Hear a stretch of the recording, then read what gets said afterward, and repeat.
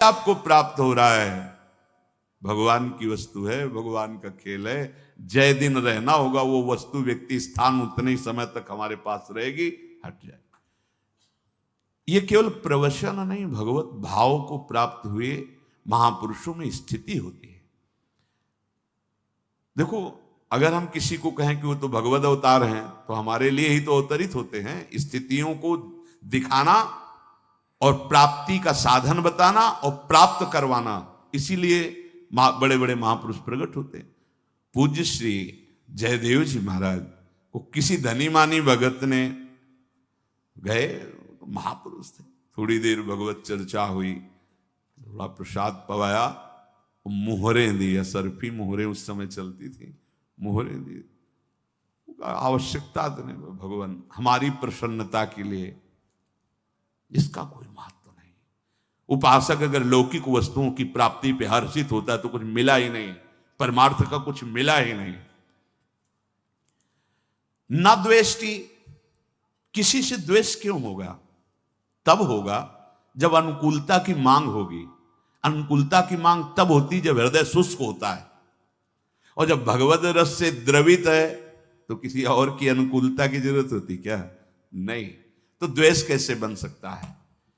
अगर श्रीपाद भी कह रहे कि अगर तुम्हारा किसी से द्वेष है, भगवत तत्व का अनुभव नहीं होगा, भगवदानंद की अनुभूति नहीं होगी। पक्का बात है, हरिवंश नाम लीन जे अजात शत्रु ते सदा।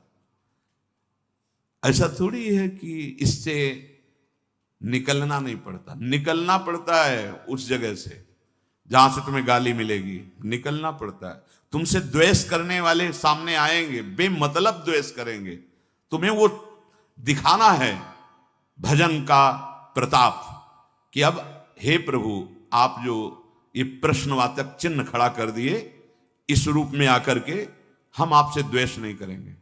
आप मारो, गाली दो, अपमान करो, हम आपके अंतर से चरण वंदना ही करेंगे, क्योंकि आप निकल गए। और अगर द्वेष कर लिए तो जहां माला में हाथ डाला तो पहले वही आएगा। रागात्मक द्वेषात्मक वृत्ति ये अंदर की, हम यहां की बात कहते हैं, यहां की। जैसे कोई कहता है कि आज तो सत्संग में हमारे मन की बात हुई। भैया, समष्टि मन भगवान के ही, तो जब भगवान में चित्त तो समस्त मन की बात आ जाती है। वो किसी के मन की बात नहीं पढ़ते संत जन, वो भगवान की बात, तो वो सबके मन की बात हो जाती है। क्योंकि जो जो उसमें तरंगें उठ रही हैं वो पूरी सृष्टि में है, हर मन में है, क्योंकि उसी ढांचे से मन की रचना हुई। तीन ही है, सतोगुण, रजोगुण, तमोगुण। तमोगुण होगा तो ऐसी तरंग, रजोगुण होगी तो ऐसी तरंग, सतोगुण होगी तो ऐसी तरंग। कभी भी किसी से भी द्वेष ना होने पाए, बचाओ, अपने आप को बचाओ। आपसे और सावधानी की बात कहते हैं, सामने वाले को आप प्रणाम करेंगे ऐसे, अब आपको लगे हम तो हाथ जोड़ रहे हैं, प्रणाम कर रहे हैं, मान दे रहे हैं, तो नहीं, तुम वो क्या कर रहा है मत देखना, तुम क्या कर रहे हो, बस इतनी बात देखनी। तुमने प्रणाम कर लिया, अब दोबारा उसके चेहरे की तरफ मत देखना। चेहरे की तरफ देखोगे तो फिर द्वेष हो जाएगा। हम तो नम्रता से प्रणाम कर रहे हैं, हाथ जोड़ रहे हैं, वो अपमान पे अपमान किए जा, हमें उसका कर्तव्य नहीं देखना, हमें अपना कर्तव्य, साधक अपना कर्तव्य केवल देखता है और निरपेक्ष हो जाता है। सबसे पहला शब्द है जिनके भगवान पीछे घूमते चरण रज लेने के लिए, निरपेक्षम। सबसे पहला निरपेक्षम मुनिम शांतम निर्वैरम समदर्शनम। निरपेक्षम, किसी की अपेक्षा नहीं। वो हमसे द्वेष कर रहा है, हमको बचाना है अपने आप को। क्या प्रभु कुछ भी कर लो, अब नहीं, आप ही हो। सच्ची बात करें, हृदय जल रहा है उसकी बात से, लेकिन आपने ये भाव डाल दिया, ये ऐसा काम करेगा कि द्वेष होने ही नहीं देगा आपके हृदय में। ओ अगर आप ऐसे, भगवान ही तो सब में है, ऐसा देखा उसके चेहरे की भाव भंगिया कि आप तो प्रणाम कर रहे हो, आप फिर नहीं सह पाओगे, फिर ये पक्की बात हृदय की है। बहुत बचने की जरूरत है। ये अहंकार का फोड़ा बिना गुरुदेव के आप ऑपरेशन नहीं होता। एक बार ऑपरेशन हो गया तो इतने चतुर डॉक्टर हैं कि एक कण भी नहीं रहने देते कि दोबारा ये कैंसर न फैल जाए। नहीं तो भैया हमने देखा है कि जब तक बिल्कुल पक्का सर्जन नहीं होगा तो ऑपरेशन तो होते छोटे मोटे, पर कण रह जाते हैं कैंसर के, और वो बगल से फिर वैसे ही। लेकिन चतुर जो सर्जन होते हैं वो नहीं रहने देते, कोई कण नहीं रहते। वो है सदगुरुदेव। हाँ, मिटिया मेट कर देते हैं इस देहाभिमान को। ये बिल्कुल समझो, यहाँ की छाती की बात कहते हैं, ये बहुत जहर है। इसीलिए कोई भगवदानंद की अनुभूति नहीं होने दे रहा, कोई आध्यात्मिक भूमिका नहीं जागृत होने दे रहा। यही भगवान के सामने कालिया फन नीचे थोड़ी कर रहा था, ऐसे ही कर रहा था। भगवान है पर फन दबा के चढ़ गए फन के ऊपर। जो फन ताता थे उनका तो नृत्य और उनका सारा का सारा अहम चूर। तो गुरुदेव का तो मनोरंजन हुआ अहम के साथ खेलने। पुराने खिलाड़ी है ना, हमारी दुर्दशा अहंकार की कर दी। ये अब हमारी शरण में आ गया, अब तुझे यहां से हटना होगा या बदलना होगा। अब इस हमारे जन को तुम माया में नहीं फंसा सकता। गुरुदेव पुराने योद्धा हैं, न जाने कितनी बार पछाड़ की है और हृदय को कितनों के निर्मल किया है। ये अहम बहुत बहुत विचित्र है, और इसी अहम से द्वेष होता है। इसी अहम से जब हमें लगता है कि मैं साधुता से चल रहा हूं, मैं शास्त्र संयम से चल रहा हूं, और बार बार आप ऐसा व्यवहार करते हैं, तो फिर वो अहम असहनीय हो कर लेता है हृदय को, फिर वो प्रतिक्रिया में आ जाता है। सदगुरुदेव भगवान के वचन, अगर अहम नहीं तो प्रतिक्रिया कैसे? अगर प्रतिक्रिया है तो यही अहंकार का स्वरूप है। प्रतिक्रिया कैसे? फिर एक दिन बहुत करुणा में भर के कहा कि सबके वाहन हैं, किसी के गरुण वाहन हैं, मयूर वाहन है, नंदिकेश्वर हंस वाहन है, सबके। जानते हो हमारी स्वामिनी जी का वाहन क्या है? माँ जी हमने कहीं पढ़ा नहीं, कहीं सुना। बोले दैन्यता। यद्यपि सकल लोक चूड़ामणि, दीन अपन पो माने, प्रीति की रीति रंगी लोई जा। सदगुरुदेव के वचन। अगर उपासक में दैन्यता नहीं तो प्रियाजू विराजमान कहां होंगी? क्योंकि प्रियाजू का वाहन दैन्य है। देखो, प्रिया प्रेम रस प्राप्त करने के लिए अखिल ब्रह्मांडों के ईश्वर भगवान श्री हरि कितने दैन्य हैं, कितने दैन्य हैं। यद्यपि सकल लोक चूड़ामणि, अखिल कोटि ब्रह्मांडों के स्वामी, दीन अपन पो मांगने, अपने को प्रियाजू के सामने कितना दीन। ये एकांतिक निकुंज की बात, बाहरी नहीं जान सकते। हरिराम व्यास जी देख रहे हैं कि प्रियाजू के सामने पीक दाने लिए सरकार खड़े हैं अखिल ब्रह्मांडों। प्रियाजू के सामने एक पात्र में रंग है, एक में हाँ, और चित्र लिख रहे हैं, श्री चरणों में महावर की रचना कर रहे हैं। ध्रुवदास जी देखते हुए कह रहे हैं, बिहरत कुसुम पराग लगत, पीत वसन लय झारत, लुठत मयूर चंद्रिका तिंतर, अद्भुत छवि निहा, जावक चित्र बनाई संवारत, करन सफल तब मानत कौन, जिनके ध्येयम सदा परिभवग्नम अभीष्ट दोहम, तीर्थास्पदम शिव विरंच नुतम शरण्यम। भूल करके अपनी महिमा को दैन्य होकर प्रिया प्रेम में ऐसे। तो बोले हमारी स्वामिनी का वाहन है दैन्यता, और ये दैन्यता कहीं मिलती नहीं। बिना अहंकार गए दैन्यता नहीं आती। अहंकार गुरुदेव के द्वारा नष्ट होता है, परिवर्तित होता है।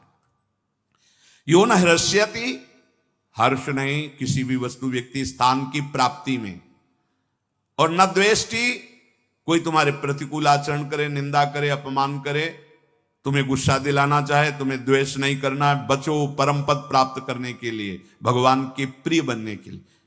यहां जो तात्पर्य है प्यारे को, मतलब भगवान कह रहे भक्तिमान्य सा में प्रिया, सब मेरे को प्यार करते, मैं उसको प्यार करने लगूंगा। किसको? जिसके हृदय में हर्ष नहीं, किसी से द्वेष नहीं, और न सोचती। जैसे सब कुछ तुम्हारा छिन गया। कितना था? किसी भी नगर के किसी एक कोने में तुम्हारा महल बना होगा, हम कह रहे हैं, पूरे विश्व ब्रह्मांड की संपत्ति का असंख्य हिस्सा होगा तुम्हारी संपत्ति। बहुत संपत्ति है भाई वो। अरे समुद्र को रत्नाकर कहा गया है, एक से एक रत्न। भूमि में अष्टम धातु ऐसे प्रकट होती है, जैसे गेरू पीली मिट्टी, ऐसे चांदी सोना भूमि में है। इसी भूमि में कितनी संपत्तिवान हो, क्या हो, कुछ नहीं। अगर नष्ट हो जाता है तुम्हारा, तो तुम्हें यह ध्यान रखना है कि तुम हरि के हो, जिसने ऐसे, इसे निमेष कहते हैं, पलक झपकने को, पलक झपकने में अनंत ब्रह्मांड बना दिए। उसकी लीला है। मेरा जो कुछ नष्ट हुआ है, एक सेकंड में वो अनंतों गुना बना दे। भगवद आश्रित कभी शोकित नहीं होता किसी वस्तु व्यक्ति स्थान के नष्ट हो जाने पर। जैसे कोई पधार गया, खूब नाम कीर्तन करो, इतने समय के लिए हमारे साथ आया था, भगवान मंगल करे, खूब नाम कीर्तन, खूब उत्सव मनाओ, रोना मत। जितने आंसू गिरेंगे वो नाक लार ये सब दुर्गति का कारण होती है। अगर आप पुत्र को प्यार करते हो, अपने परिवार को प्यार करते हो, वो पधारने जा रहा है, तो बैठ के नाम कीर्तन करो, रोने की जरूरत नहीं है। मोह ग्रसित होकर आंसू मत बहाना, राधा राधा कीर्तन करो, मंगल करो उस जीव का जो तुम्हारा भाई बना था, तुम्हारा पुत्र बना था, तुम्हारी पत्नी बना था, तुम्हारा पति बना था। वो उतने ही समय के लिए आया, पर ये मोहाविष्ट जन हमको बहुत चाहते थे, जो कहते थे वो करते थे, अब कौन करेगा। इस बात के लिए रोना धोना होता है, प्यार तो होता ही नहीं, क्योंकि जो था उसको तो कभी जाना नहीं। तो बिन जाने न होए प्रतीति, बिना जाने विश्वास नहीं होता, बिन प्रतीति होए नहीं प्रीति। तो तुम्हारी प्रीति कहां थी? अपनी चाह की प्रीति के लिए रोना। तो हम सबसे प्रार्थना करते हैं, किसी का शरीर पूरा हो रहा हो तो हमारी बात प्रार्थना मान लेना, 4 बार राधा नाम चाहे सुनाओ जाके आसपास पड़ोस में। वो अगर शरीर है तो राधा राधा राधा राधा सुना रहे, अगर शरीर नहीं है तो जो राधा नाम उच्चारण किया उस जीवात्मा को दे दो, ये उसके लिए, उसका मंगल। रोने की कोई जरूरत नहीं। तो ना शोक नहीं, और भक्त के हृदय में न कांक्षति। अब हम क्यों चाह करें? हमारे प्रभु अल्पज्ञ हैं क्या कि हम कहें कि ऐसी व्यवस्था कर दो, ऐसी परिस्थिति कर दो, ऐसा कर। सच्ची कहते हैं, जिसकी जैसी परिस्थिति है वो भगवान के विधान से आई हुई है। आप उसी परिस्थिति में भजन कर लो, आपको कोई फेल नहीं कर सकता। यही जीव की दुर्दशा है। वो निकलने की चाहत सत्संग से पैदा हुई, सत्संग ने निकाला और सत्संग को ही छोड़ दिया। क्या हुआ फिर? पार फायदा क्या? वृंदावन बस के इतनो बड़ो सयान, जुगल चरण के भजन बिनु निमिष न दीजे दान। क्यों आए थे? कमाई तो वहां बढ़िया हो रही थी, यहां क्या कमाई है? ये तो प्रेमियों का देश है, यहां भजन कमाओ, प्रियालाल रूपी संपत्ति बढ़ाओ अपने हृदय में। तो न कांक्षति, कोई आकांक्षा भक्त न करे, अगर करे भी तो छूट दे दे हमारे प्रभु को। तो भगवान ने कहा है अर्थार्थी आर्त जिज्ञासु ज्ञानी, मतलब आपको भक्त ही माना जाएगा, पर छूट दे दो कि प्रभु यदि मेरी मांग से आपका भजन ना रुके तो आप दे देना, अगर भजन रुके तो प्रभु मत देना, ये आपके ऊपर छोड़ दिया। शुभाशुभ परित्यागी भक्ति मान्य स मे प्रिया। जैसे अशुभ हमारी दुर्गति कर देता है, ऐसे शुभ भी दुर्गति का कारण है। कोई विद्वान कह सकता है कि शुभ के द्वारा दुर्गति? तो सुनो, तुम शुभ कर्म करोगे, यहां से ऊपर के लोगों को जाओगे। जैसे स्वर्ग गए आप, खूब भोग भोगेंगे जितना आपका शुभ है, और पुण्य छीणे मृत्यु लोके विशंति, तो फिर कहां गए? वहीं आ गए ना। तो आवागमन तो नहीं मिटा ना, तो सदगति तो नहीं हुई ना। तो हुई क्या? उसे एक अच्छा स्वप्न, एक बुरा स्वप्न, लेकिन है तो दोनों स्वप्न ही, कोई खास बात थोड़ी है। तो इसीलिए शरण निरापक पद रमित सकल अशुभ शुभ नंस, आचार्य श्रीहित महाप्रभु हरिवंश चंद्र जी के लिए, कि जो इनकी शरण में हो जाता है ये शुभ अशुभ का नाश कर देते हैं। और देत सहज निश्चल भगति, जय जय श्री हरिवंश। जो ना हर्षित होता है, ना द्वेष करता है, ना कोई शोक करता है, ना कोई आकांक्षा करता है, और शुभ अशुभ का भी परित्यागी है, और सदैव मेरी भक्ति में रत है। भगवान कह रहे हैं स में प्रियः, बहुत से भक्त मुझे प्यार करते हैं, पर मैं इसको बहुत प्यार करता हूं। स्त्रीषु स्तन्यप तोकवत स्व अतिथि गेहेथ देहे च, श्रीपाद कह रहे, जहां तुम्हें वास मिला है ऐसे रहो जैसे अतिथि आता है किसी के घर में तो अपना घर नहीं मान लेता, सोचता है हमें तो बस समय व्यतीत करना है, जितने दिन चले जाना है यहां से। बिल्कुल ठीक ऐसा ही है, चाहे गृहस्थ में हो चाहे विरक्त में हो, घर को अपना नहीं मानना चाहिए। इसीलिए हमारे यहां पहले से पद्धति चली आ रही कि घर में ठाकुर विराजमान करना, घर के मालिक ठाकुर, हम सब उनके सेवक, और महाभाग्यशाली जन तो अपने घर में भी अंकित कर देते हैं, प्रिया कुंज अमुक अमुक, ऐसे भगवान नामों से किए, ऐसा करना भी चाहिए। विभीषण जी के घर को ही देखकर तो हनुमान जी महाराज प्रभावित हो गए। राम नाम अंकित गृह शोभा, देखा कि भगवान नाम लिखा हुआ तो कोई महाभागवत होगा। फिर अंदर गए तो आवाज भी सुनाई देने लगी, राम नाम ते सुमिरन की ना, हृदय हरस कपि सज्जन चीना, ये सन हट करिहो पहचानी, साधु ते होए ना कारज हानि। ये कोई भगवत भक्त है लंका में जिसके मकान पे भगवान नाम है, जिसकी जिह्वा पे भगवान नाम है, वो कोई महाभागवत ही है। घर में अतिथिवत रहने का आदेश कर रहे हैं, जितना समय व्यतीत करवाना है प्रभु को व्यतीत करवाए, बस शरीर छोड़ा। ऐसे आगे कह रहे हैं अथ देहे पिच, ऐसे ही देह में भी अतिथि की तरह रहना, ये भी घर है, तुम नहीं हो, पर क्या माया का आकर्षण है।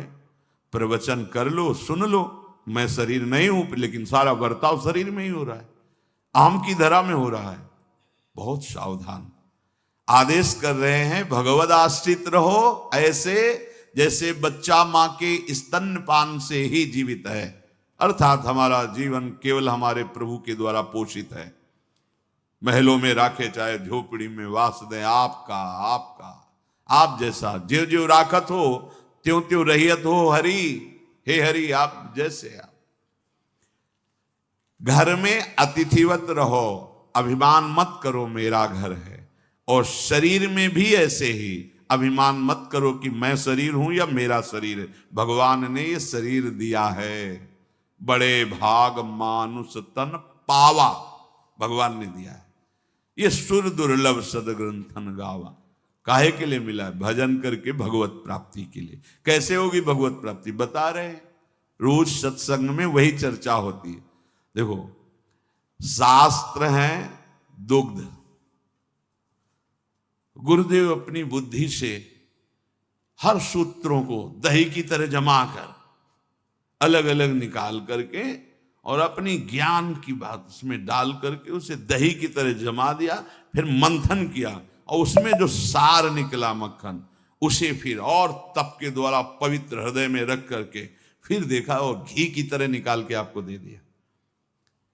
इसीलिए कहा जाता है कि संत समागम से बढ़कर कोई भी साधन नहीं। व्रतानि यज्ञ छंदांसि तीर्था नियमा यमा, यथा वरुंधेत सत्संगा सर्वसंगोपहो हिमाम। क्यों? क्योंकि कोई मेहनत नहीं करनी पड़ी, सीधे घी मिल रहा है, बस उसे स्वीकार कर लो। तुम शास्त्र स्वाध्याय करते तो तुम्हारी बुद्धि के अनुसार उसका भाव आता, और जब महापुरुष जन शास्त्रों को देते हैं, परोसते हैं हमारी श्रवणेन्द्रिय से हृदय में, तो वो अपनी स्थिति से उसका भाव दर्शन कराते हैं। तो द्वेषम संतत माचरत स्वपितनु वाणी हृदय मित्रवत, तुम्हारे हृदय में पूरी सृष्टि में किसी से भी द्वेष नहीं होना चाहिए। अगर हम किसी से भी अनुकूलता की चाह करेंगे तो हमारे हृदय में द्वेष हो जाएगा। भगवान के वचन हैं, यो न हृष्यति न द्वेष्टि न सोचति न कांक्षति, शुभाशुभ परित्यागी भक्तिमान्यः स मे प्रियः।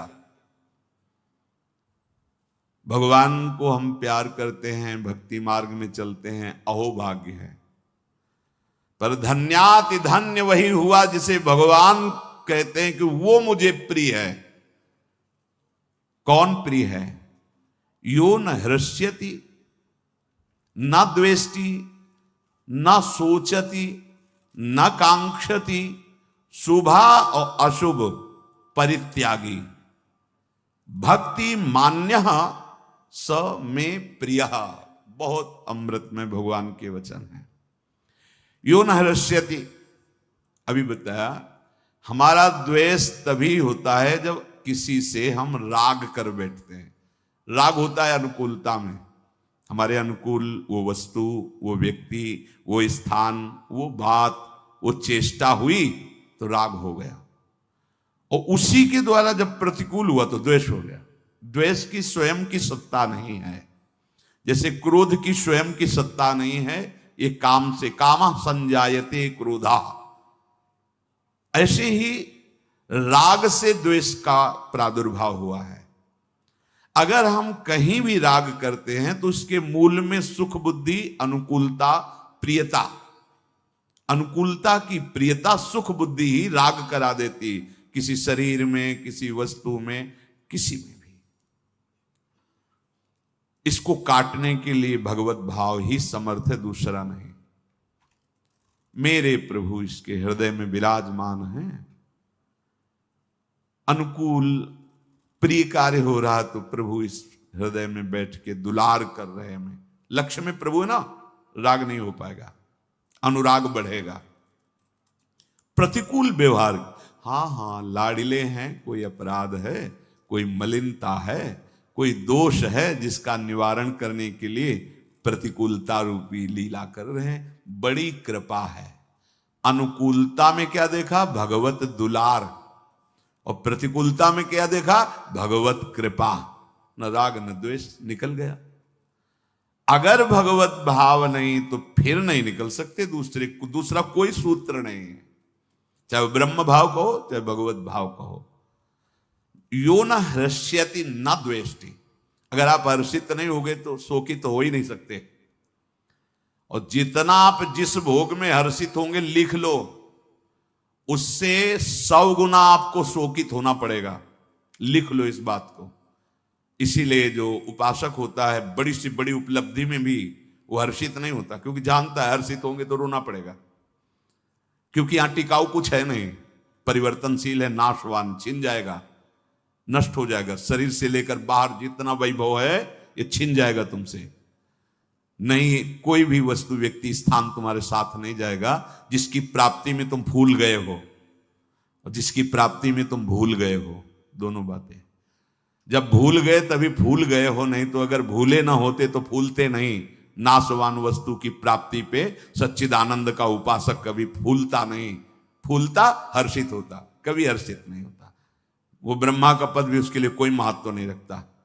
त्रिभुवन की राजलक्ष्मी देने पर भी जो आधे पल के लिए अपने प्रभु को ना भूले, वही मां भागवत है, तो फूल कैसे सकता है? सांसारिक वस्तु, मायाकृत वस्तु, व्यक्ति, स्थान की प्राप्ति में अनुकूलता का बोध कैसे उसको हो सकता है? क्योंकि सच्चिदानंद का उपासक है वो, कोई त्रिगुणात्मिका माया का, प्रकृति का उपासक थोड़ी, वो परमात्मा का उपासक है। ओहो, यो न हर्ष्यति, भगवत प्रसाद रूप। उदासीनता उपासक का धन है। उदासीन अतिरही गोसाई, गोस्वामी जी ने बहुत बढ़िया वर्णन किया है। गिरा अर्थ जल बीच सम कहियत भिन्न न भिन्न, बंदों सीता राम पद जिन्हीं परम प्री खिन्न। कहीं भी नहीं, उदासीनता ही खिन्नता है। जो उदासीन रहता है वो उन्मनी अवस्था को प्राप्त हो जाता है। न हर्ष है, न शोक है, न लाभ है, न हानि है, न सुख है, न दुख है, एक अद्भुत आनंद। पूज्य राधा बाबा को आप देखिए, जब कभी आपको जहां वो विराजमान दिखेंगे तो ग्रीवा झुकी हुई, क्योंकि उन्मनी अवस्था, हर समय अपने आराध्य देव की लीला में, चिंतन में डूबे हुए, बाहर से बिल्कुल शून्य, व्यवहार शून्य। भाई जी महाराज, व्यवहार रत होते हुए भी उस अवस्था को प्रदान करने वाले जो बाबा को अवस्था प्राप्त है वो भाई जी का प्रसाद, भाई जी की कृपा से प्राप्त हुआ। ये समझना है। अगर हम किसी भी लौकिक वस्तु की प्राप्ति में हर्षित होते हैं तो शोक को रोक नहीं पाएंगे। लड़का हुआ थाली बजाओ, लड्डू बांटो, ठीक है, गया पूरा मोहल्ला बैठ के रो, हर्षित हुए ना, शोकित होना पड़ेगा। ये मिल गया, हर्षित हो गए, पार्टी मनाओ, नष्ट हुआ वहीं। बड़ी विचित्र लीला है, हरि दिखा रहे हैं फिर भी श्रवण। अब तेने तो ज्यादा अनुभव संसार का है नहीं, गुरु आश्रम में रहते थे उस समय एक बड़ी गाड़ी लेके एक धनी मानी पुरुष, पास के जमींदार थे, अकेला लड़का था, आए फूल माला और सभी। इसलिए हमें विशेष ध्यान है कि जैसे कोई ऐसा तो गुरुदेव आदेश करते, जाओ भोग लगाओ जाके, ये माला माता जी का स्वरूप था, उनको पहना दो जा करके, ऐसा आद्या शक्ति देवी दुर्गा ऐसे। तो वो इसलिए पूरी घटना हमें याद है। तो बहुत आनंदित, तो मिठाई बट रही और स्वस्तिक का चिन्ह गाड़ी में और सब क्या क्या, बहुत आनंदित हो देख रहे थे। 2 घंटा व्यतीत हुए, वहां से वो ढूंढी जा रहे थे, ढूंढी घाट है गंगा जी का, और बहुत बड़े महापुरुष वहां विराजमान थे, स्वामी श्री आत्मा प्रकाश, एक से एक सिद्धों का गढ़ गंगा किनारा।